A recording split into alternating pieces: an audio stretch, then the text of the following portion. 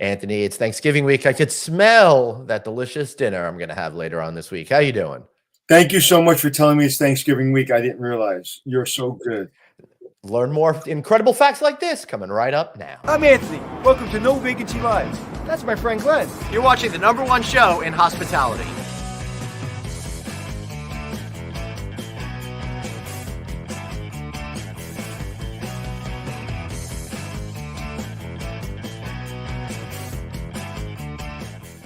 Hey everybody, thanks for tuning in to another fun-filled episode of No Vacancy Live. That's Anthony Melcuri. I'm Glenn Hausman, and yes, it is, at least here in America, the week of Thanksgiving. I'm super excited, Anthony, but before we get into how excited I am about that, you know what else I like? I like the good friends over at Choice Hotels.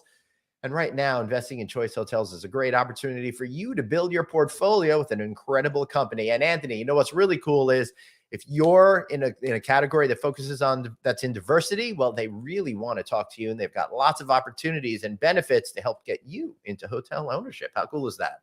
It is very cool, but not as cool as you. No, well, you know, they'll try. Anyway, until they get to be as cool as me, check them out at choicehotelsdevelopment.com/diversity. I love Thanksgiving week, and I know we got a show tomorrow, but then we're off for Thanksgiving. I think for me, Anthony, Thanksgiving is my favorite holiday of the year. Is it? Yeah, it definitely is. You know, it's not religious. It's a chance for everyone to get together and be thankful for each other, for what we have in our lives. And unlike Yom Kippur for us Jews, I get to eat as much as I want. So what are you thankful for most? Besides family, besides friends, besides your health? What is... I'm thankful for being given opportunity and to be able to not drop the ball on someone else's trust with that opportunity. How's that sound outside literally, it's so funny you said that, because I was having a meeting this morning at the beautiful Algonquin Hotel in Midtown Manhattan. Ooh. My favorite stomping ground. And literally said those, like, I never want to disappoint anybody. You know? Yeah. That's so funny you said that. I am thankful for all the things that I said before, family and health and friends. But again, I guess kind of making my way, loving and doing what I love to do. Yeah, that's great. There's nothing better than that.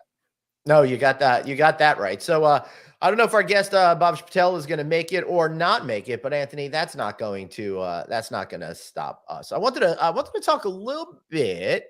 Just a little bit about an interesting thing with housekeeping. And as you know, Anthony, last week I was up at the Sunday River Resort in Maine, speaking to Hospitality Maine, and I gave a presentation on rethinking conventional thinking when it comes to hospitality. And we talked a little bit about the intersection of technology and hospitality and the various ways it could be used. And one of the things is, how can we use it to alleviate housekeeping? And I mentioned like vacuum cleaning robots, for example, right?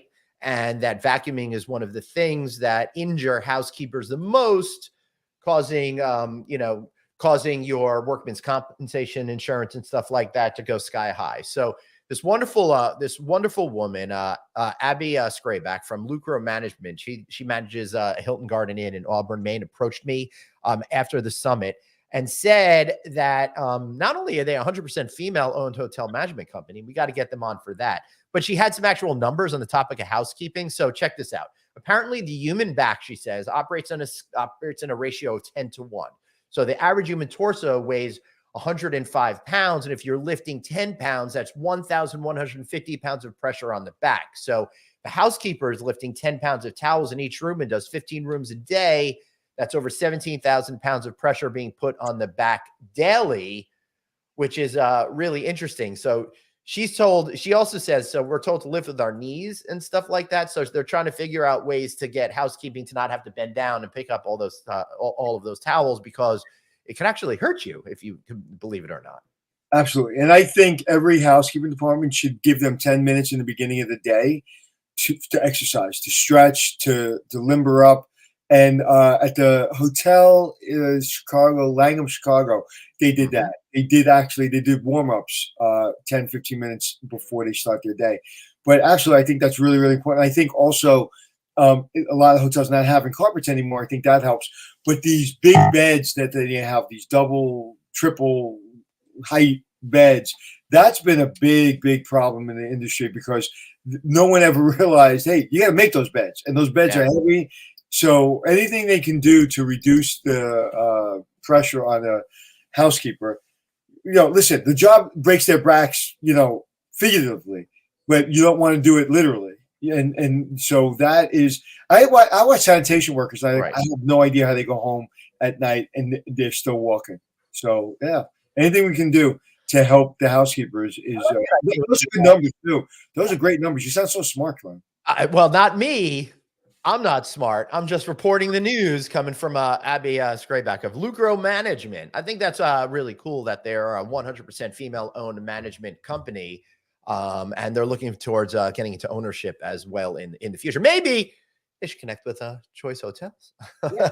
Well, they're very much on that path. So I was actually talking to who was I talking to? Let me remember. It was a potential client, and they're working with Choice Hotels in the diversity program as well. So that's pretty cool. Yeah. So Anthony, big news, as you know, we helped launch the Cintas Shine Awards, and I was thinking about housekeeping. I'd love for you guys to go check out CintasShineAwards.com and help us give a big congratulations to the 2022 award winner, Christine Perkins from the Holiday Inn Express in Suites in Cedar City, Utah.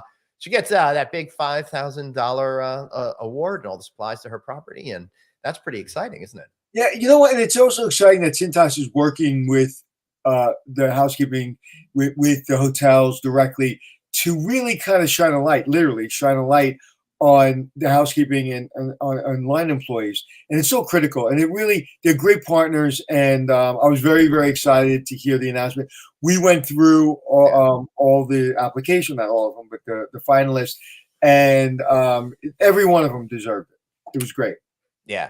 That's awesome. So, hey everybody, it's kind of a quiet news week here. So there's not a whole lot to talk about, but interestingly, I got questions. Rick, go ahead, finish yours. I was going to say, Lodging Econometrics put out the Europe hotel construction pipeline trend report, and hotel conversions in the region are an all-time high at this point, which is really interesting to me.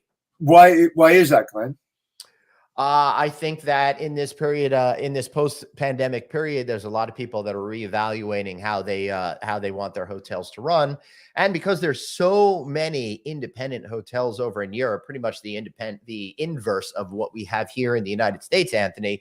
I think hoteliers are reevaluating, rethinking, and saying, "Hey, if I get the benefit of a big brand behind me, I could get more heads in beds and make more money." Yeah, and really the traditional financing is, right now everything is on hold. It's almost impossible to get a hotel out of the ground right now. Yeah. I think people are waiting and watching. So people are going to either putting that money into rebranding or repositioning their hotel if they're a boutique hotel. So yeah, I think you're going to see that probably for the next 6 to 12 months. That's going to be a lot of conversions and not as much as build as we're used to seeing in the last several years. I mean, I think we were putting up a hotel a second. Yeah. Yeah. I think you and I stayed in most of them. It's seriously, it's absolutely incredible the amount of growth that's happened over the last period of time. Now, just because no new deals aren't being done, you will see a lot more new hotels continue to open over the next 18 months or so, because those already have cash approved, those already in the ground, and in a lot of cases, just starting construction or already under construction. We got a question coming from LinkedIn from Saikiran Chandupatla. How frequently the hygiene and quality inspections done in a hotel, and how do they track and handle all of that? So I think what he's saying is, how long are those quality inspections done? And let me add this, Anthony, if you're not with a brand, how do you handle that? Now, are we talking about daily housekeeping, or are we talking about? I think that when we're talking about inspection, someone making sure that the property is up to snuff. So from the brand's perspective, yeah. Sometimes they do it depending on the brand. Once a quarter, once a year. Sometimes it's a surprise inspection. Sometimes you kind of know when people are coming in. And some brands do a better job than others, to be perfectly honest with you. And now coming out of COVID, some doubled down and said, listen, the one thing we can do, the one thing we can focus on, maybe we don't have as many people at the home office we used to, but we have to double down inspections. And that's a kind of double-edged sword, because you're putting pressure on the hoteliers to kind of build back their GSS scores, but they don't have the resources. You don't have the resources in the headquarters of the brand.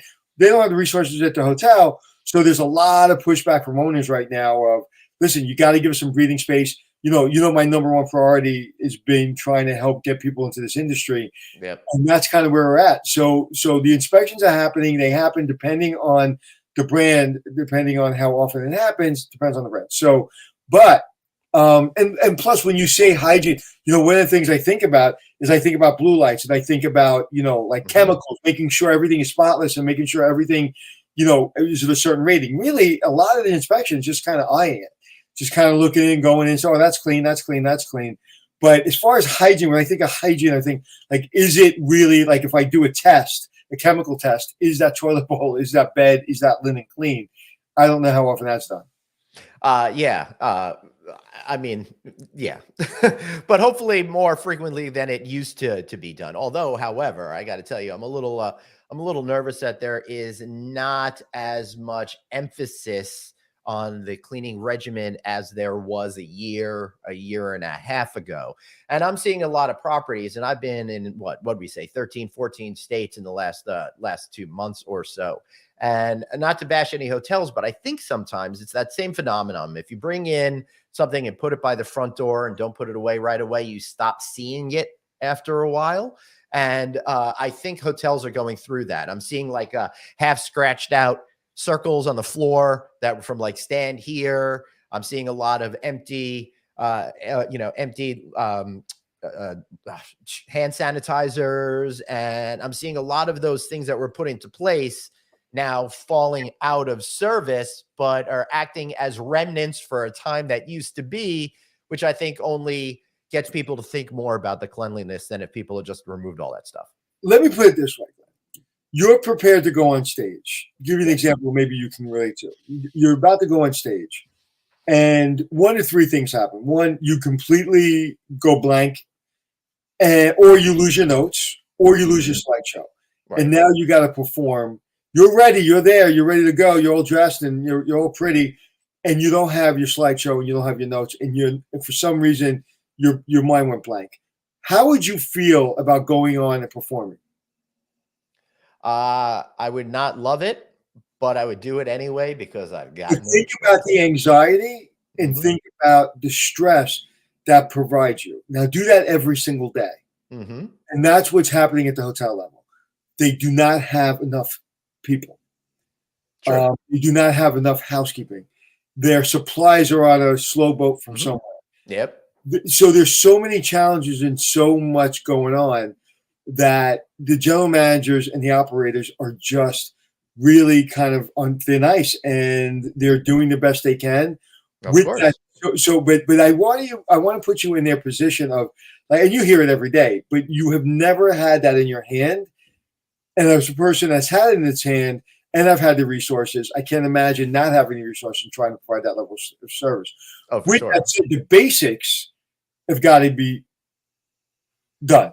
And, for the most part, the hotels I've been going to, it's been done. I mean, for the most part. I find I've not had one issue inside a room. Right. Me either. All. Right. So as long as we're doing the basic foundation of what we're used to, I think, we're okay.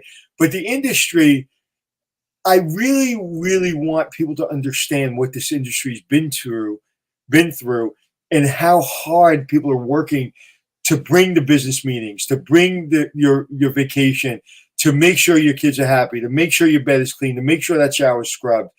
It's just, we don't have the resources, we don't have the manpower, and they're still doing it. So I think it's a good story, but it's a painful story. Yeah, for sure. So you said you were at the Algonquin for the last day and a half. How's New York City doing? What's it like as we're headed into the holiday season over there? Funny you said that. As I'm driving out this morning, I drove in last night. I had a meeting, then I had events, and then I had a meeting this morning. So I said, let me stay over. But I'll tell you that's a funny story too. But I was coming out of the garage just now, about an hour and a half ago, and there was 20 cars waiting to park. The diner, the Red Flame on 44th Street, was packed. Yep. The hotels were busy. So, like, I wouldn't know anything happened. It seemed very, very normal, like pre-holiday week in New York City. I was running a few minutes late to the show because I was in traffic. So, it seems to, like, again, if I didn't know, I wouldn't know. And everything I hear about from my friends that run hotels in New York City, they're getting good rates, they're getting good occupancy. So, listen, New York still is a magical place. And every time I go in, I'm like, wow, this is the best place. Yeah, as a matter of fact, go ahead. I'm going in Black Friday with my kids and my nieces and nephews. Yep. And just me, and we do our Black Friday tradition, and it feels good. But last night I'm there from 12 o'clock yesterday afternoon having meetings. Then I had this event, and I hear my my water boiler or my hot water heater was leaking. So all right, so I called the plumber, or whatever. And then last night, as I'm going to bed at 1 o'clock in the morning, I text my daughter and I say, hey, just go check the water heater's not leaking anymore. I go and check.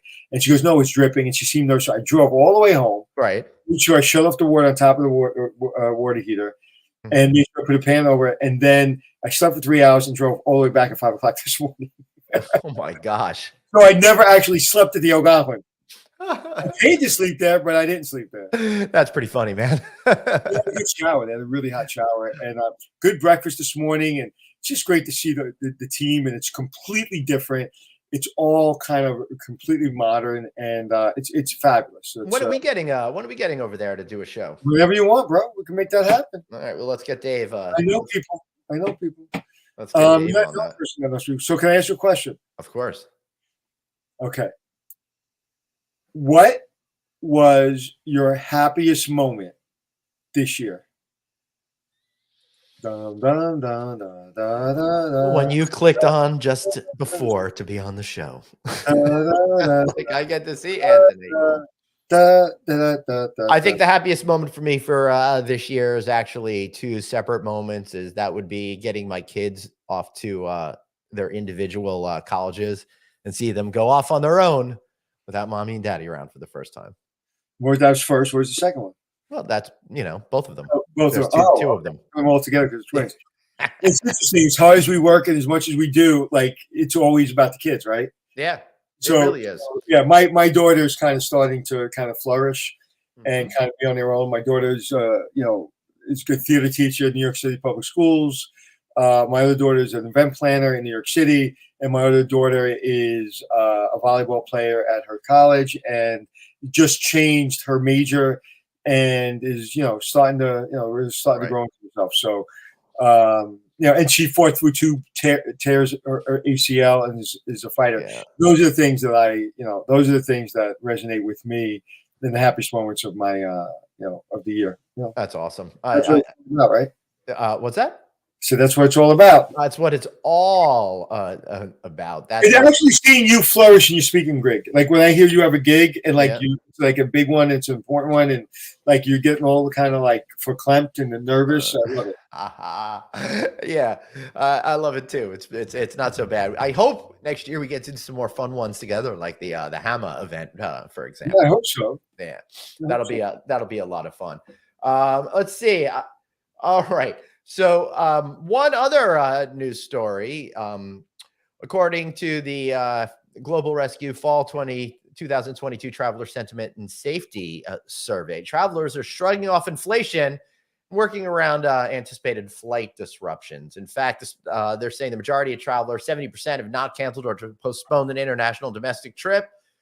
And they just don't care. They're going to go no matter what. I mean, that makes sense. Who's going to cancel? I think people care about inflation and care about their pocketbook, but I just think there's some things that they convince themselves they deserve, right? Yeah, of course. It's like whether it be you go to a really cool bar and you're like, you know what, I deserve that drink. I worked hard today.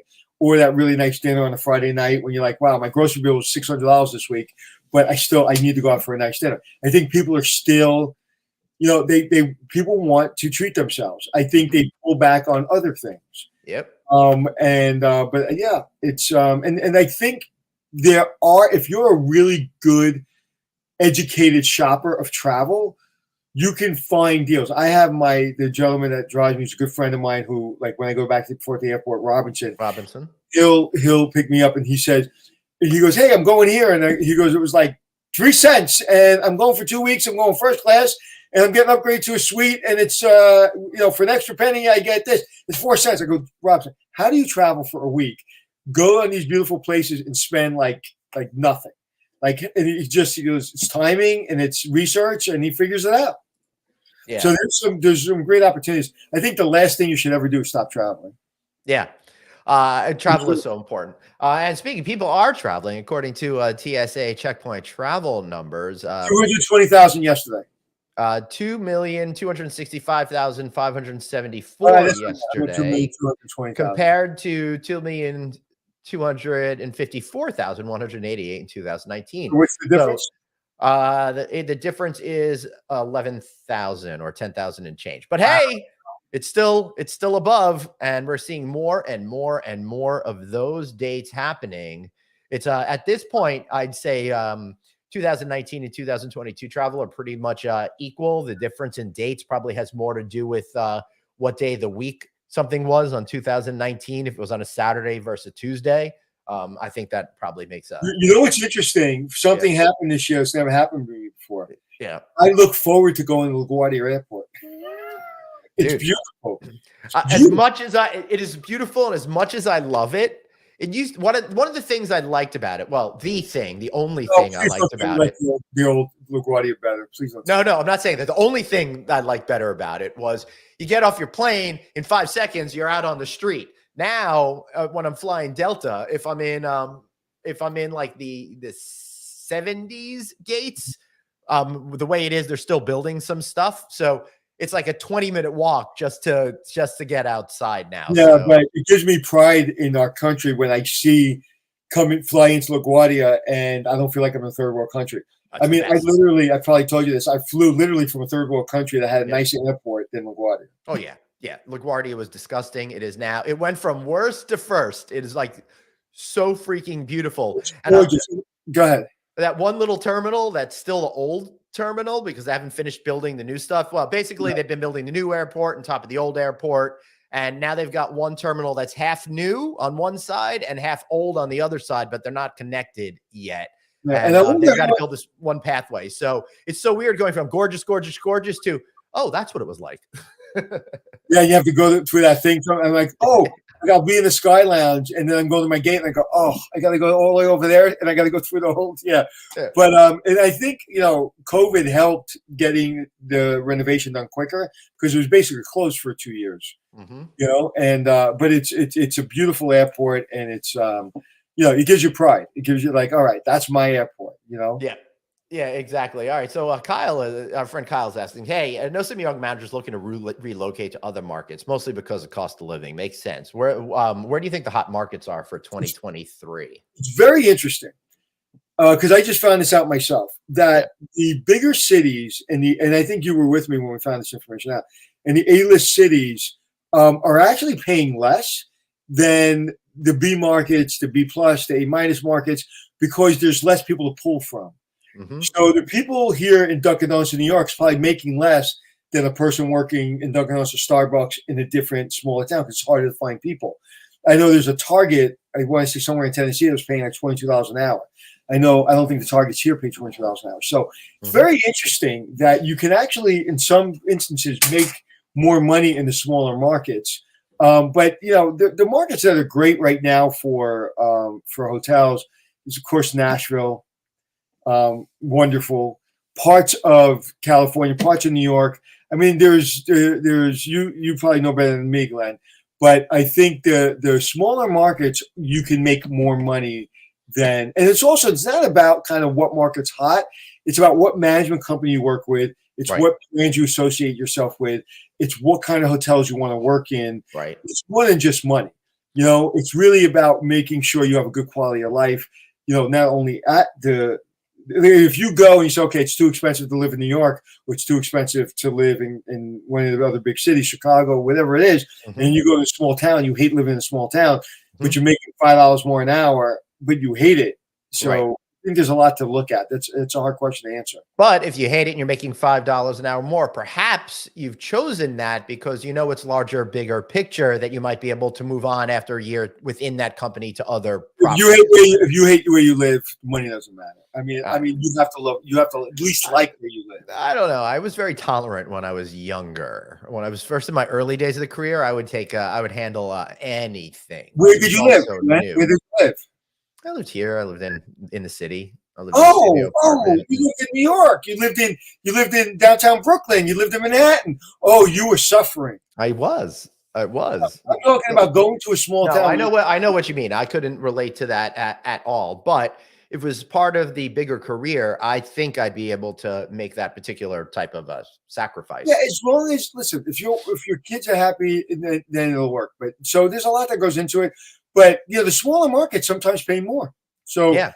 consider that. But listen, if I would go to Vegas, which doesn't pay as much as you would think in the other cities, because there is so many people wanting to work in Vegas, and also I would work in Nashville or Vegas. Those are the two places I would choose if I had to go work. But there's also a lot of good hotel opportunities with big properties if you want to go down that track in like or Orlando. That market's doing really well in terms of meetings and stuff. So it's really supporting those larger hotels as well. Breakers, I would like if I had to do it all over again. If I was giving somebody advice, I would say go to the nicest hotel you can find in a location that you want to be in. Yeah. And go work for the best people. Like I would go work for the Breakers. I would go work for Paul over at the Breakers. He's a legend. The hotel's a legend. And you are going to find opportunities that within 5 years, you're going to be making more money than you ever thought you could make. Yeah. Funny you should say that, Anthony, because I was talking with Austin, who's a bell person at the Broadmoor in Colorado. And I was just there last week. And that is one of those most amazing hotels in. And he makes 6 figures. He probably makes 6 figures. I'm sure he does. He's been doing that job for 6 years and he hasn't advanced, and he's super, super happy in the job that he has. You hire a bellman at the Plaza Hotel in New York. Right. Those same bellmen I hired when Home Alone 2 was shooting there 30 years ago. Yeah. Okay, are still the same bellman. Some of them will go to law school. Some will go to medical school. Some will go to business school. Mm-hmm. Some was going to go to trade. And then they got that job and they're like, oh my God. They're driving beautiful cars. They live in beautiful houses. Some of them live in like kind of mini mansions, and they put their kids through the best schools in the world. Yeah, I was just talking to a waiter at the Algonquin, and he has so much pride in what he does. And I said, why do you love your job so much? And I think I hired him, or he was hired right after I left. I couldn't remember. And he said, he was there before I was there. He said, I was able to feed my family and raise my family with a good quality of life. And this job provided that to me. Yep. So there's so many great jobs, and we're kicking around names for the new thing that we're working on. And, I got the name, but remind me off screen. All right. I will. We don't want somebody getting a trademark on that name like right away. There's actually a couple of names. I can't remember them off the top of my head, but there's a couple. That was the one I just sent you. That's fun. Yeah. That's all right, so let's see. Hold on. I just gotta. Do you like the name Circus de Hotelier?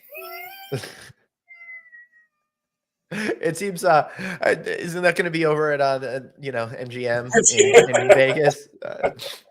So you're on. Was that?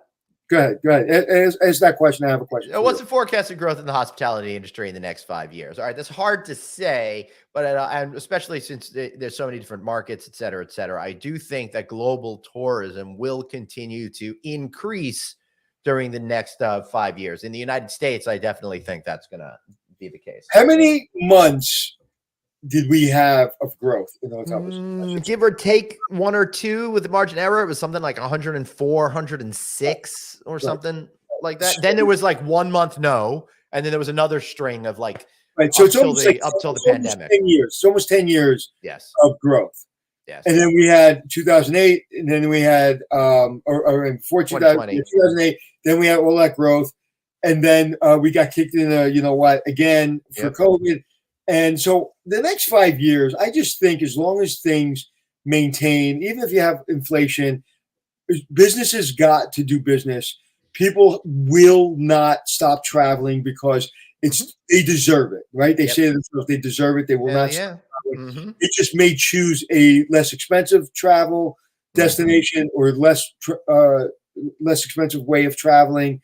But and again, you're not going to. The good news is there's been so much development that most cities, I'm not saying all cities, but most cities don't need more development. New York City doesn't need any more development of hotels. Nope. Okay. If anything, we need to kind of figure out. Contract a little bit, turn some into housing. A little bit. Yeah. But so I think, that, listen, I am very positive about the hotel industry, and I think we're going to do well. As long as our country, in the next couple of years, because of the political atmosphere, it's going to be difficult. But listen, people just want to raise their family. People don't hate each other as much as you read on the internet. When we're together and we're all together at a convention, or we're all together with our neighbors, we all typically get along. Yep. When you get behind a computer and you become the Twitter tough guy or the social media tough guy, you don't see those people out on the street very often. People that say mean things on the internet don't say mean things to your face. So I think we're going to be okay. I think we're going to be okay. The country's going to be okay. And I think hospitality is going to continue to grow. But I have a very important question. I'm going to come up with 3 questions that are very important to me. All right, go for it. I've asked you before. What's your favorite color? Blue. What's your birthday? November 18th. And that's right. I forgot your birthday. Mm-hmm. I called you like at 12 o'clock in the afternoon. And what is, you had one meal in one destination looking at one view. What's the meal? What's the destination? And what's the view? Ah, crap. That's a really good question. I think I'd want some of the best sushi overlooking Mount Fuji. How about you? You're not going to believe this. Yeah. I want that.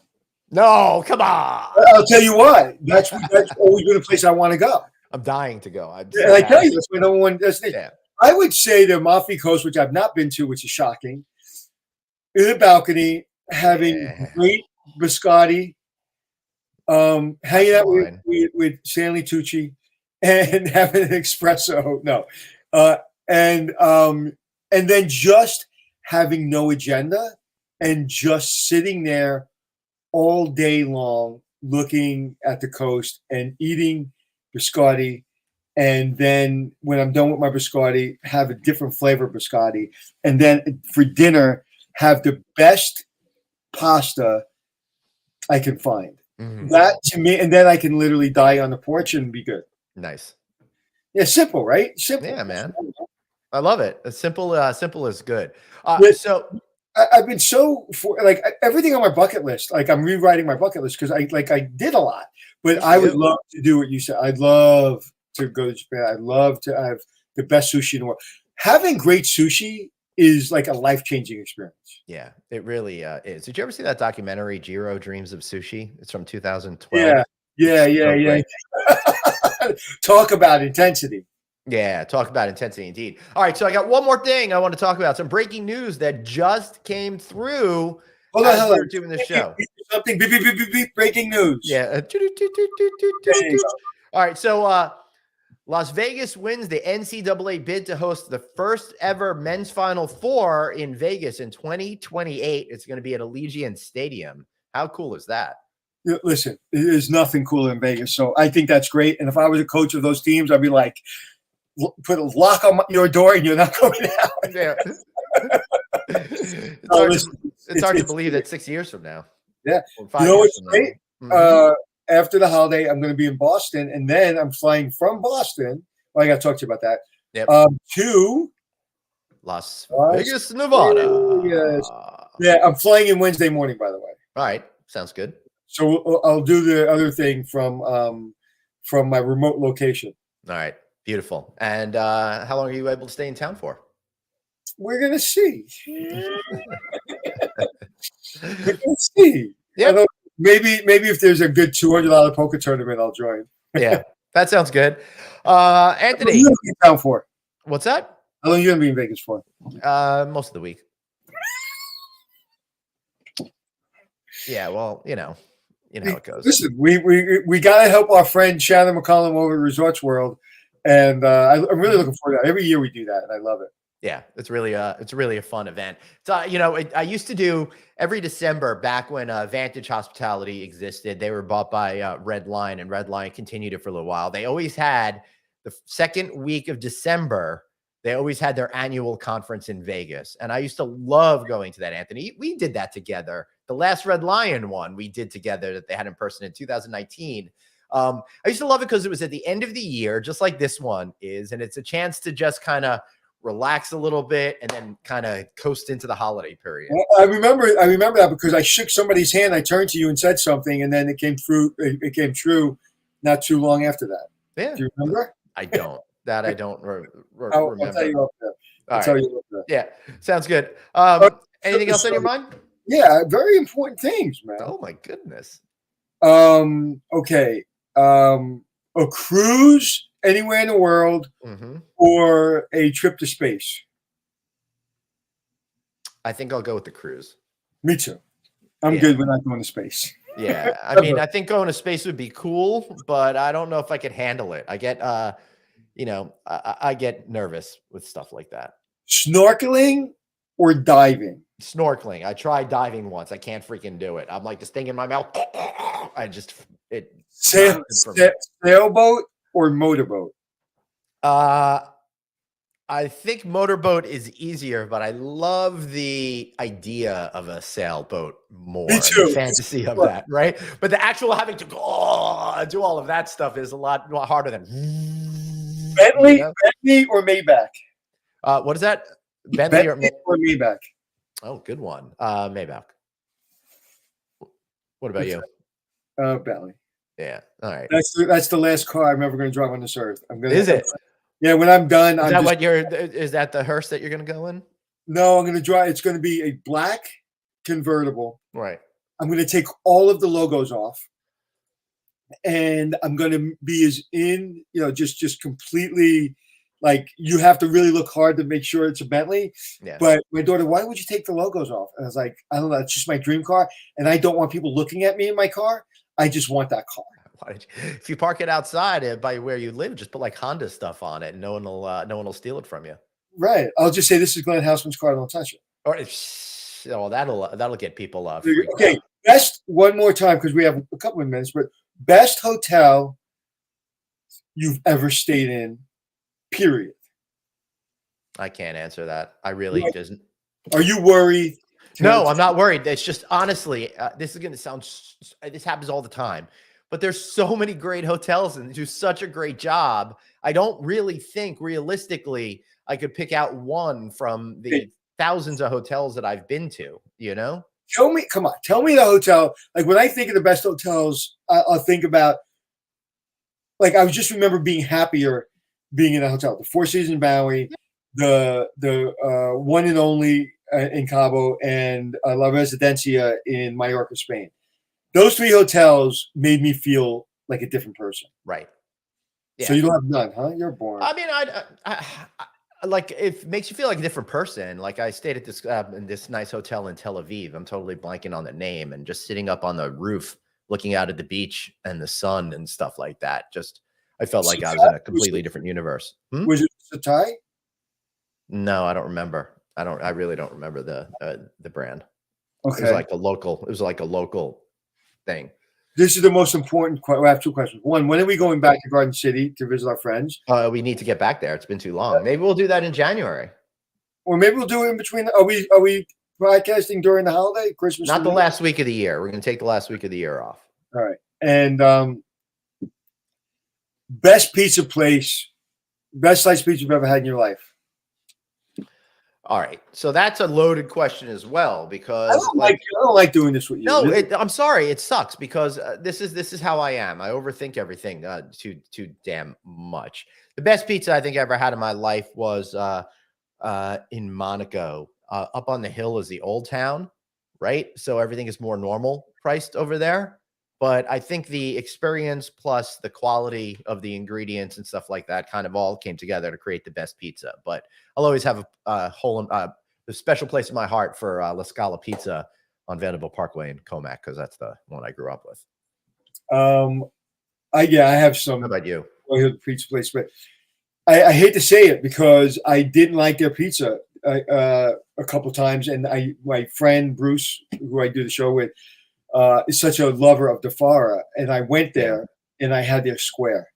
Life-changing experience. Yeah, that really is good pizza. What do you think about Grimaldi's? The original Grimaldi's, which is now, what's his mother's name? I'm forgetting. Okay, so all right, let's tell the story real quick. Underneath the Brooklyn Bridge, Yep, on the Brooklyn side, there's Grimaldi's on the corner, which is not the original Grimaldi's. He sold the name, and then he was the person that bought the name stayed in the original Grimaldi's. Then the owner who sold it came out of retirement and said, "I want my space back." So the real estate guy, the guy who owns the real estate, says, "Well, their lease is up. We'll throw them out, and you'll come in." But he couldn't use the name. So when you go down to Grimaldi's, if you're eating at the Grimaldi's on the corner, you're not eating the original Grimaldi's. Right.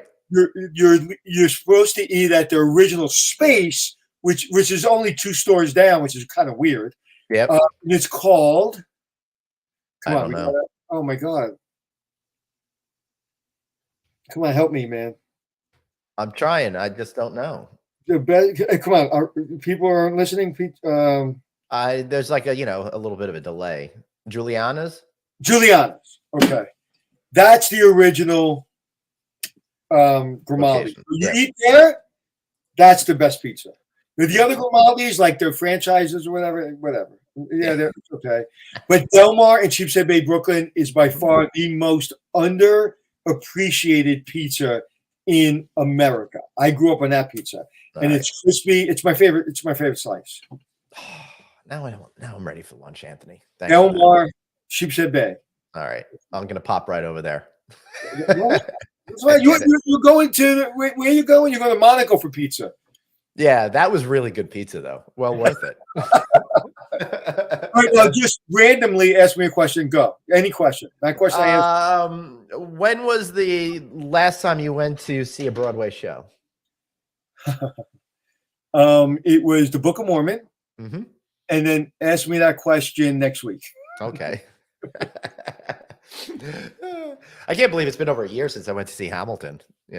That's I bought tickets for my daughter to see the original cast, but I didn't go. I told her to bring a friend. Yeah, and I should have went. Yeah, you should have. You should have. I'll tell you, going and seeing with a different cast was really weird because I saw the Disney recording of it like 100 times. So it took a lot to get used to different people taking those roles. It was and that's what's great about just business, show business in general. Think about that play. Mm-hmm. Just think about the history and think about the people that are doing that play and think about how people reacted to that play and think about the incredible music that when you put those words together with that kind of music, it's weird, it's strange, it's nuts, and it's perfect. Yep. Yeah. I appreciate that music more than I think any music I've ever heard in my life because it's not supposed to work. Well, you haven't heard the 30-minute Lawn Boy from summer of 2017 from Fish at Madison Square Garden. That is something. Is that a band? Fish. Let's commit that. Bring me to one, just one, not 30 Fish concerts. But no, that's the song Lawn Boy. It's normally 1 minute and 20 seconds or so, but they did a 30-minute version. Yeah, no, I'll go to one concert with you. You got to go with me one day. Yeah, I just said that. I said, I mean, for real. I would take you in December, but I have shitty seats. I want you to have good. I don't mind shitty seats. They're behind the stage. It's not the right way to get the It's not Yeah. the right way to get the vibe. I at the last minute decided to go to, I can't say because my kids aren't listening, but to this play, and I literally I always say to my kids, I have the worst seats, and we always have really good seats. Yeah. Literally might be sitting on the roof. Not in the building, but on the roof looking for the chimney. Just make sure you bring a jacket. It was so crazy because like we literally got the worst seats in the house because I couldn't find seats for this play, and dude, they were ridiculously expensive, and I have the worst seats in the house. Sorry to hear that. I think we might go see Wakanda Forever this weekend. So I got that coming up. Wakanda Forever, the new Black Panther movie. Yeah, yeah. Oh, maybe I'll go see that. Yeah, Jake wants to see that. And we're going out to a dinner. What are we doing what's your turkey? How's your turkey being prepared? Haven't quite figured it out yet. After this, I've got to go and do the dry brining I've been reading a lot about. So I'm going to go take care of that while I'm making my Guyanese chicken curry this afternoon. So I'll do that. And I'm also, so I've got two ways to do it. I'm either going to just do a classic roast turkey or do it with some sort of glaze I've been reading up on. So we'll see how that goes. But I've never cooked a leg of lamb before. So I got one, and I'm going to do that as well and roast it out on my smoker and see how that goes with rosemary and garlic and olive oil. And some other I stuff. tell you, I admire your cooking ability and skill and passion about your cooking ability. It's fun, man. You know, How big's your turkey? 16 pounds. How many days do you have to thaw it, and how do you thaw it?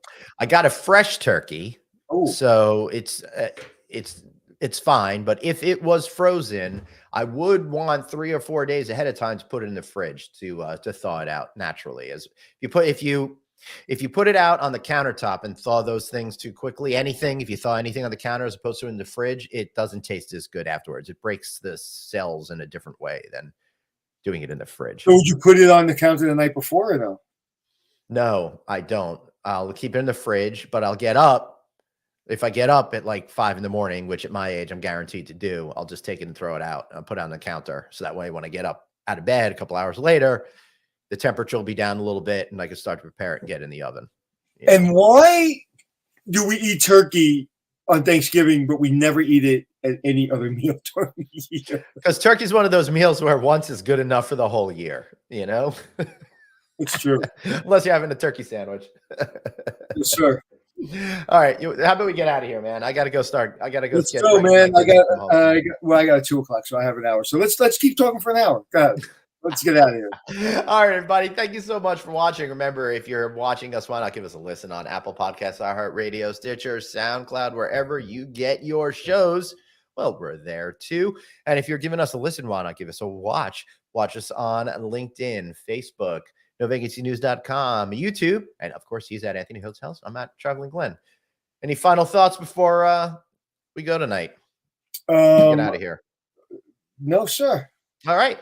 Tomorrow, got an all-new episode with a guest who I swear is going to show up, Peter Russell of Russell Partners Technology. So we're going to get into a little hotel technology talk. All right, everybody. Remember, you've got one life, so blaze on and Be kind to yourself. see you tomorrow.